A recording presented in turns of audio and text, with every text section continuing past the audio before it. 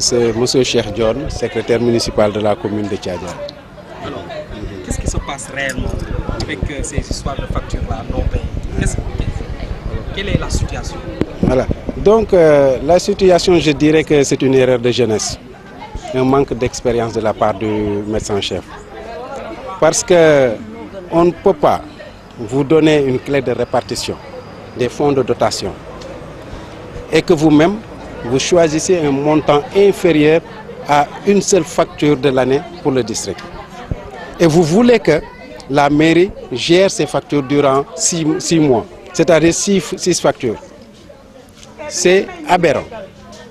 La deuxième, c'est qu'il y a un manque de communication entre le médecin et ces hommes.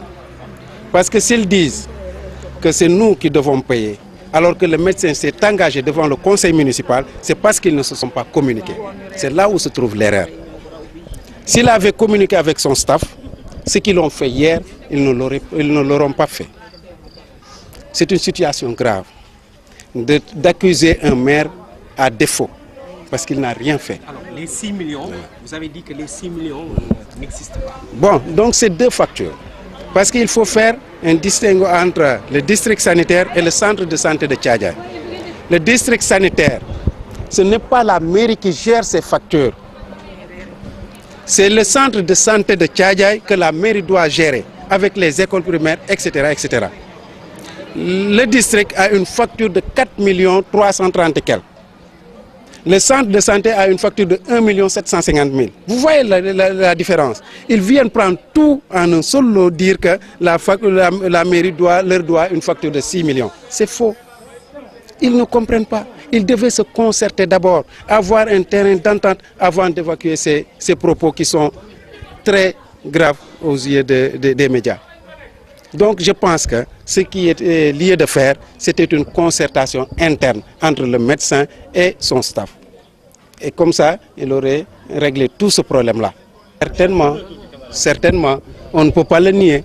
Parce que si il y a des responsables du groupe électrogène qui nous disent que le groupe est en panne alors que ce n'est pas vrai, on ne peut pas ne pas croire à ces propos-là. C'est tout à fait légitime que de croire qu'il y a des gens mal intentionnés qui sont derrière le médecin, qui le manipulent à leur guise pour leurs propres intérêts. Parce que tout simplement, ils ne reçoivent plus ces intérêts comme vous le dites, les intérêts qui tournent autour des subventions et des du carburant et tout, et qu'ils ne parviennent plus à recevoir. Qu'est-ce que vous en dites, vous? Bon, ça c'était une gestion gabégique, qui n'était pas normale.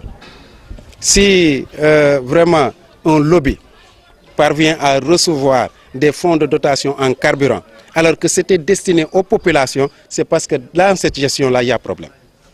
Ça ne devait pas se passer comme ça. Les fonds de dotation devaient aller directement aux populations, parce que c'est à ces populations-là que c'est destiné. C'est peut-être cette situation-là rétablie par le maire, le médecin, le maire certainement, qui fait que ces personnes-là ne sont pas contentes. Frustrés. C'est tout à fait logique. On ne peut pas vivre de ces trucs-là, ces miettes-là. Vraiment, un jour, on vous prive de ça, naturellement, vous serez révolté. Donc c'est ça qui est à l'origine de tout cela. Et nous le déplorons. Nous disons que ça ne devait pas exister parce que Thiadiaye est un et indivisible. Donc il ne devait pas y avoir vraiment ce genre de réaction. Bon, la solution, une solution technique, c'est éventuellement prévoir dans les fonds de dotation une rubrique suffisante qui pourrait éventuellement gérer les factures d'électricité du centre de santé.